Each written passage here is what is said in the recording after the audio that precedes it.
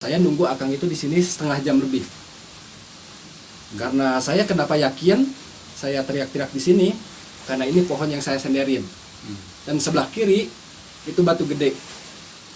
Sampai saya sumpah-sumpahan lah. Bener Kang, saya sumpah. Saya jemput Akang itu nyampe sini. Setelah saya ngomong kayak gitu, si Akangnya ngomong kayak gini. Ya udahlah. Ini mungkin di luar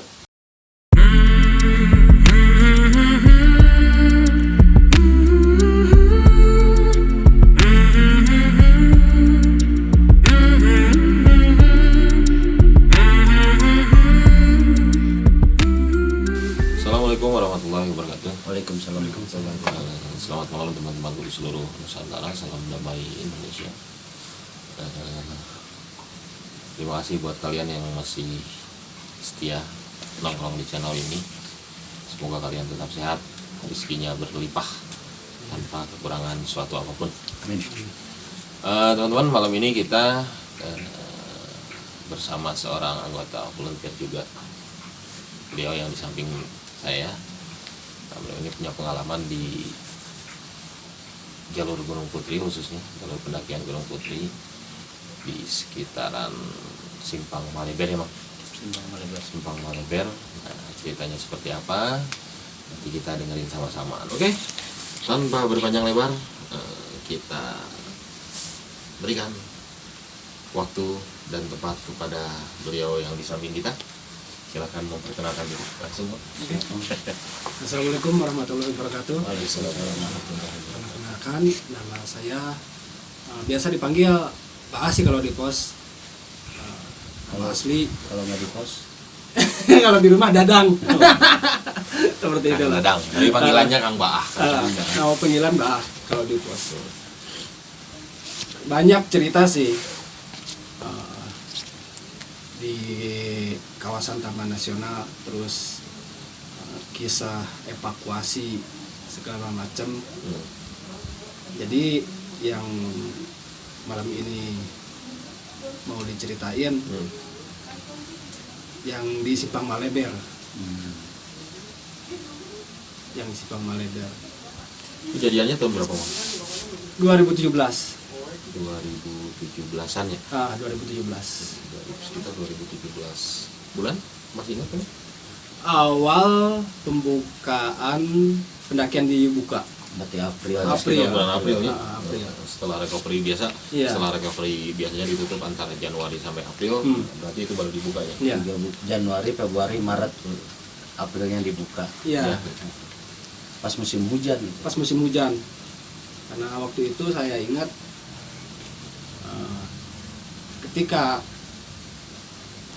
pas mau nanjak juga udah agak-agak mendung gitu. Sekitar jam berapa itu? Berangkat? Berangkat kita start dari pos GPO itu jam 8. Jam 8 pagi. Jam 8 pagi. Nah, itu setelah udah packing segala macem ya, udah pokoknya udah siap naik lah. Saya di calling sama tamu yang biasa saya antar.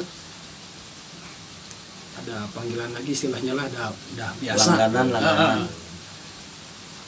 Di kontak, Bah, bisa gak nganterin gitu kan? Ya udah, bisa Kang. Berapa keluarga? Berapa orang? Berapa orang maksudnya? 4 orang satu keluarga kan gitu kan. Jadi yang naiknya keluarga ini? 4 orang itu sama saya sebenarnya. Yang tamu yang saya bawa itu suami istri, 1 anak. Jam 8 kita start. Karena lumayan udah agak siang juga kan, kalau jam 8 estimasi waktu kan jadi ngaret sebenarnya. Ya udahlah, ketika itu jam 8 kita nanjak. Seperti biasa saya mendampingi anaknya karena job di selain saya bawa orang itu, saya juga ditugasin sama tamu saya itu buat ngawal anaknya. Udah kita nanjak sambil. Anaknya umuran berapa?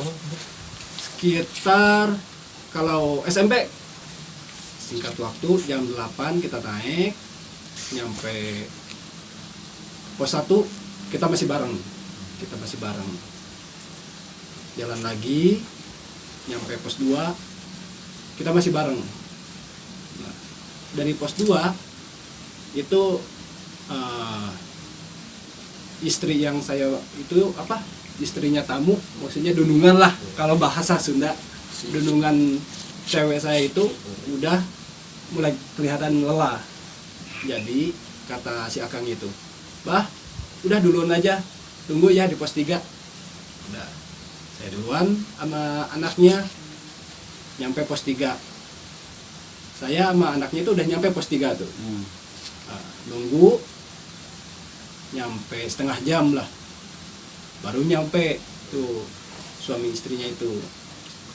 Kita break jam 12 nyampe Buntut Mutung. Jam 12 break, makan siang segala macam. Mulai maksudnya agak lama sih istirahatnya itu karena udah mulai capek si ibunya itu. Lagian naiknya keluarga lah gitu, Iya. bukan pendaki yang Iya. muda-muda, santai perjalanan. santai banget sih itu. Kalau mereka bukan sekali 2 kali tapi Iya, karena perlengkapan juga udah di di packingnya itu udah di beberapa carrier gitu kan. Udah jam 2 setelah istirahat segala macem dari jam 12 itu, jam 2 kita naik lagi barengan, masih barengan. Nyampe hampir pos Simpang Maleber, pisah pas Jalan Buntu. Kalau yang sering naik sih itu pasti udah pada tahu. Di sebelum Simpang Maleber itu ada plang Jalan Buntu Sebelah kiri. sebelah kiri. Yang sering naik pasti pada hafal lah. Kelamang. Jadi itu maksudnya terpisahnya ini sengaja atau memang ada skenario lain gitu?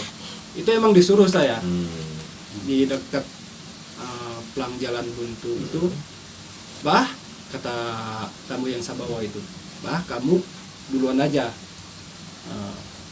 bareng sama si kakak Sama anaknya itu. sama anaknya itu.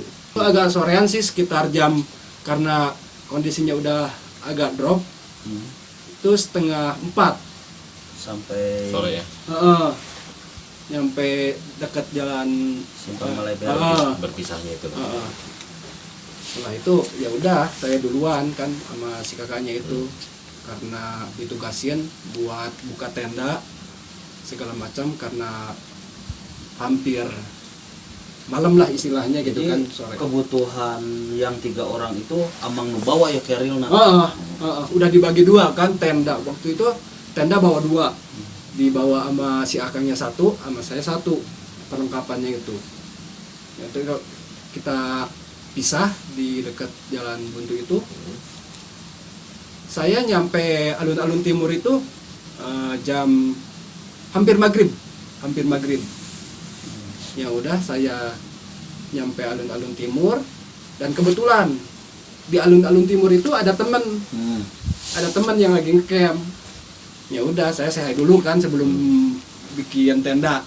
Bawa tamu juga dia. Buat tamu juga.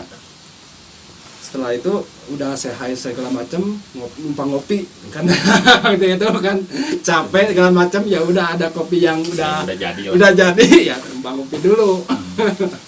Setelah udah ngopi barulah saya bikin tenda. Setelah mendirikan tenda, karena si kakak kan udah mulai lapar karena jam 12 kan makan siang. Udah kalau udah mendirikan tenda, bikin waktu itu kan nasi belum ini nih, karena udah agak sore juga, peralatan masak dibagi 2 kan, belum komplit. Ya udah waktu itu saya bikin mie aja, mie rebus. Udah bikin mie rebus, udah waktu itu kasih makan, beres. Pikiran saya kok bapaknya belum naik sama ibunya gitu kan.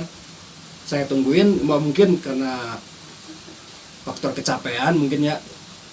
Ya udah saya tunggu aja dulu, mungkin dia lama gitu kan. Setelah lama nunggu, nyampe jam 8:30 waktu itu, jam 8:30. Saya masih nunggu kok belum pada datang gitu kan. Selama saya nunggu itu berpikir juga apa dia balik lagi gitu kan. 5 jam. Iya, 5 jam nunggunya juga. Setelah lama jam 9 saya putusin kan, karena takut juga kan terjadi kenapa-napa sama si akang sama si tetehnya itu. Saya putusin buat ke bawah lagi, balik lagi jemput sendiri. Jangan ditiru. Ya sebenarnya gak boleh perjalanan malam itu Sendiri lagi. sendiri, gak boleh banget. Setelah nunggu jam 9 saya putusin. Waktu itu kondisinya itu gerimis. Ada yang naik tapi gak lihat yang naik itu. Sempat nanya-nanya dulu di situ. Kang, lihat suami istri gak pasangan di bawah? 2 orang. Oh iya, dia masih di bawah, kata dia. Ya udah, saya putusin. Saya pakai raincoat segala macam, senter buat peralatannya. Saya bawa turun tuh buat mastiin, takut terjadi kenapa-napa kan sama suami istri itu. Persis, walaupun saya takut sebenarnya, aduh, Iya, ngadeg manusiawi lah. Sendiri Jangan mau. Saya juga ada penakut, tenang gue. jam 9 waktu itu kondisi gerimis pula, yang naik jarang. Tapi ya mau gak mau, karena tanggung jawab istilahnya, ya saya turun ke Simpang Maleber. Karena iya temen si kakaknya juga udah saya titipin kan, ada teman juga tuh yang ngecamp. Jadi si anaknya itu, si kakak itu dititipin dulu ke temen yang kebetulan yang tadi dimintain kopi itu. Udah lah, ke temen itu. Kang, saya nitip si kakak dulu ya, saya mau jemput ibu bapaknya ke bawah. Kata teman saya, ya udah, ntar si kakak yang saya yang jagain. Udah, tenang kan kalau ada yang jagain. Nah, turun lah. Nyampe Simpang Maleber, belum ada tuh. Belum kelihatan. Gak ada yang naik juga. Pendaki lain gak ada yang naik. Persis waktu itu di plang jalan buntu. Saya teriak-teriak. Kang. Manggil-manggil lah, istilahnya teriak-teriak. Logika saya juga, masa sih gak nyampe sini gitu kan. Setelah berjam-jam, nah setelah di Simpang Maleber saya masih penasaran tuh. Saya turun lagi, lebih ke bawah lagi. Nyampe plang jalan buntu. Saya di situ teriak-teriak, Kang, manggil lah sekeras mungkin, tapi gak ada yang nyaut. Nah, saya nunggu lama, nunggu di sana. Gak ada pendaki lain waktu itu. Hujan gerimis. Masih gerimis. Karena saya pikir kan si akang sama si atehnya itu balik lagi ke Buntut Lutung karena logistik, tenda dikira si akang juga ada. Saya pikir seperti itu. Saya pikir turun lagi ke bawah ke Buntut Lutung. Jadi pertimbangan Amang teh harita waktu itu si Amang itu turun lagi. Iya, karena mungkin kondisi ya. Kondisi udah si atehnya udah ngedrop, terus perlengkapan logistik segala macam Ya, di si akang juga ada. Nah, saya pikiran saya itu seperti itu, makanya saya putusin lah naik. Tapi bentar Mang, benar nggak waktu itu Amang pisahnya di Simpang Maleber itu?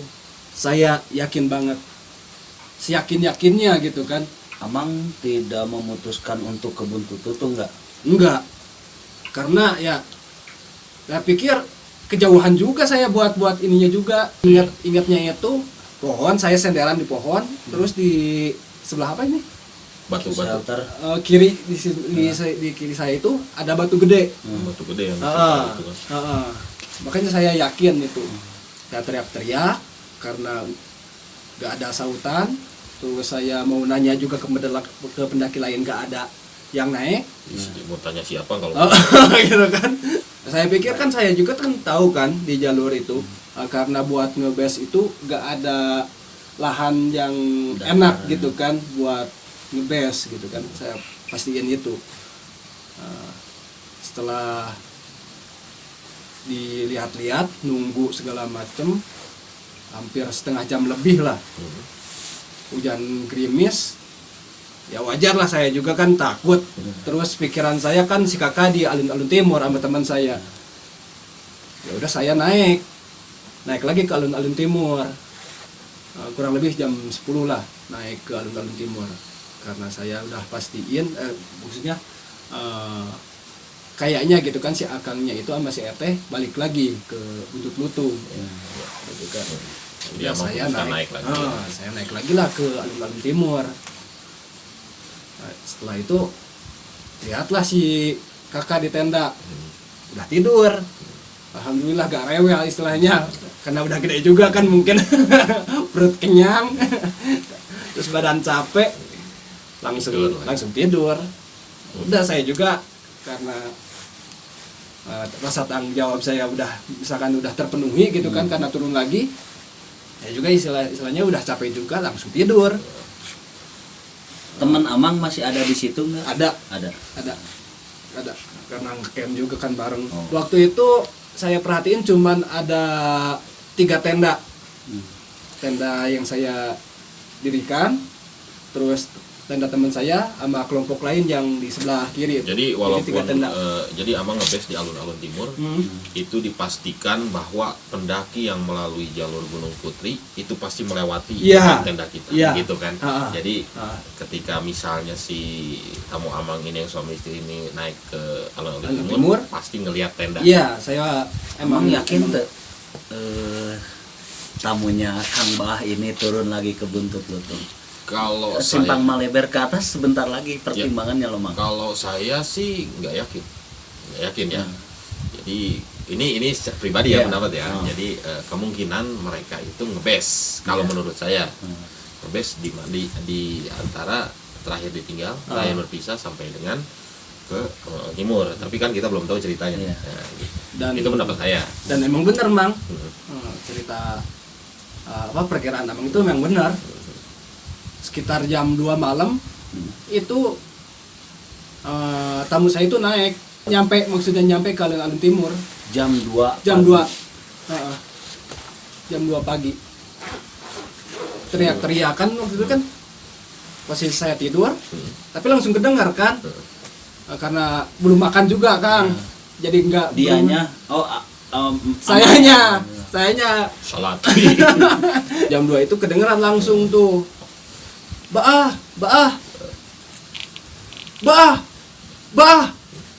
Rada ngagas lah. Oh. Ya udah, saya bangun gitu kan. Saya panggil, "Kang, sini Kang." Dia nyaut lagi. "Bah, lu di mana? Sini Kang." Karena dia kan di sebelum alun-alun timur itu kan ada datar tuh. Iya. Sebelum itu ada datar. Dia langsung teriak. Sebenarnya sih kalau misalkan dia jalan dikit lagi langsung ketemu sama tenda saya. Cuman dia udah kesal mungkin ya. Ya udah saya bangun tuh langsung. Nyampe saya keluar. "Kang, sini Kang. Si Teh mana?" "Tuh, masih di belakang." Ya udah Kang, saya jemput dulu si Tehnya.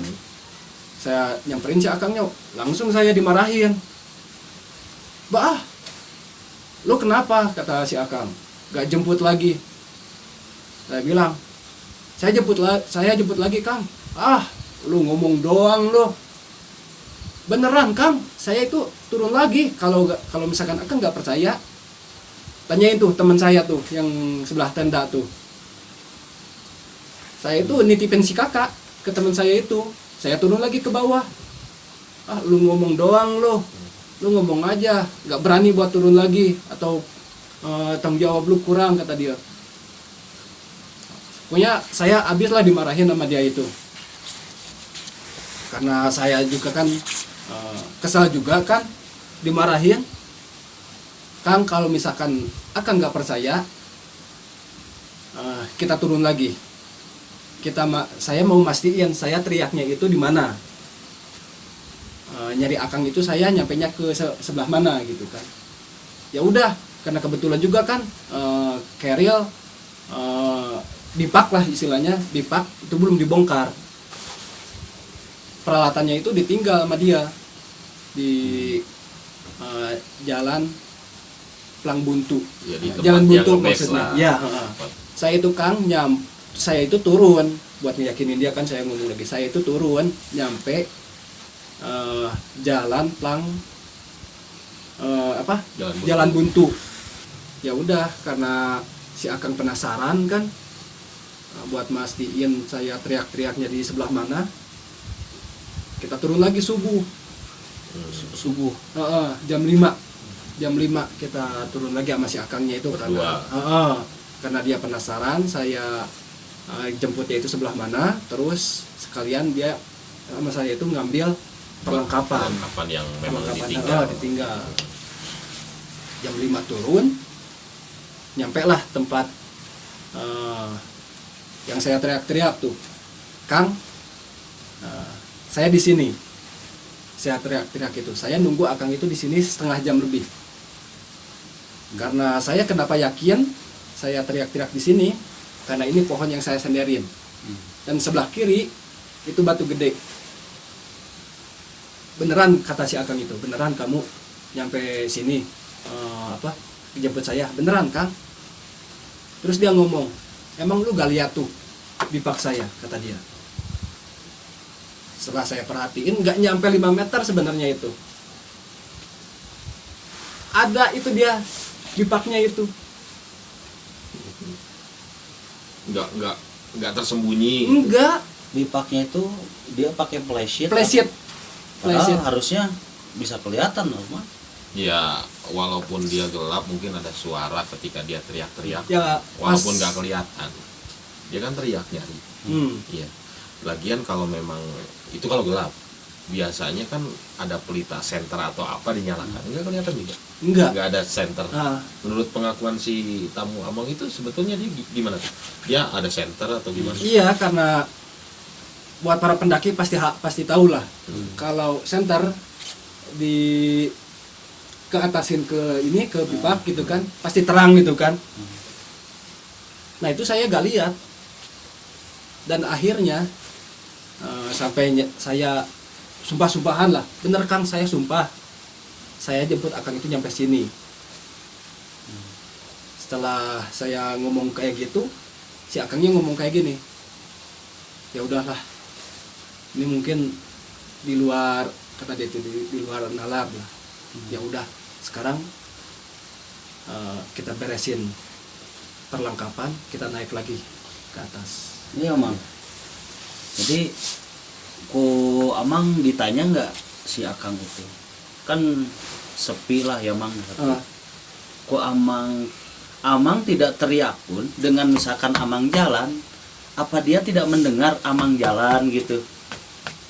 Dan anehnya itu saya teriak sekencang mungkin, padahal jarak saya teriak sama ke bipaknya itu nggak jauh, dia juga nggak dengar. Ya logikanya Mang, kalaupun dia nggak teriak jalan kan kedengeran, apalagi dia teriak gitu kan. Iya makanya kan. Si Akangnya itu beneran saya nggak dengar kamu teriak. Masa Kang, jarak saya teriak itu ke bipak itu kan 5 meter, masa nggak dia ngebipaknya di pinggir jalan berarti, di pinggir kan? jalan. Iya. Setelah ya, dan alhamdulillahnya dia itu langsung sadar gitu kan.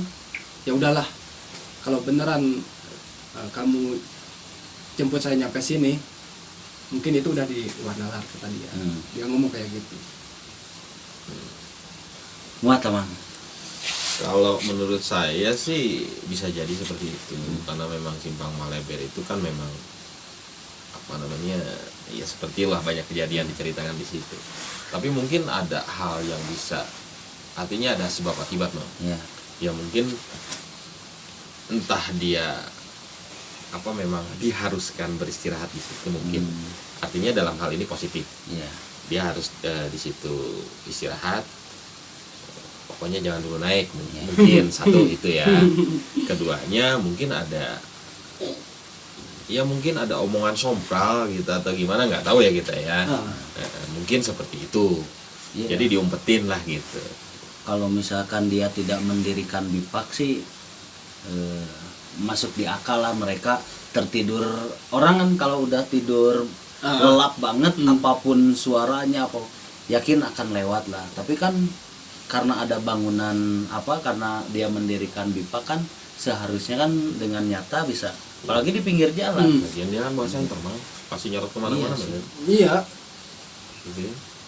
Saya di center gitu kan ke bawah sambil teriak-teriak. Nggak ada. Si Akangnya juga gak dengar dan saya juga gak lihat pipak si Akang gitu kan. Padahal Amang teriak-teriak teh jaraknya cuma 5 meter. Iya. Bener Amang teh. Pas Beneran. Amang berdiri kok Amang di dekat banget gitu. Pas paginya itu jam 5 itu. Habis itu naik lah aman gitu. Karena si Akangnya juga kan udah sadar gitu Dari kan. situ si Akang sempat ketika sudah agak santai sempat cerita-cerita. Iya, dia cerita lagi dan dia juga minta maaf. Maksudnya cerita-cerita dia melakukan apa atau memang nggak melakukan apa-apa, hanya just istirahat tok gitu. Iya. Misalkan dia kelepasan ngomong capek lah apa gitu. Enggak ngobrol itu. Cuman setelah santai gitu kan, kita nyampe alun-alun timur lagi, santai paginya itu kita ngobrol lagi sambil ngopi gitu kan. Dia ngobrol ke saya. Awalnya itu dia minta maaf awalnya itu. Gua minta maaf ya. Tadi malam udah marah-marahin gitu. Wajar lah dia capek mungkin. Udah marah-marahin dia. Ya kan nggak apa-apa.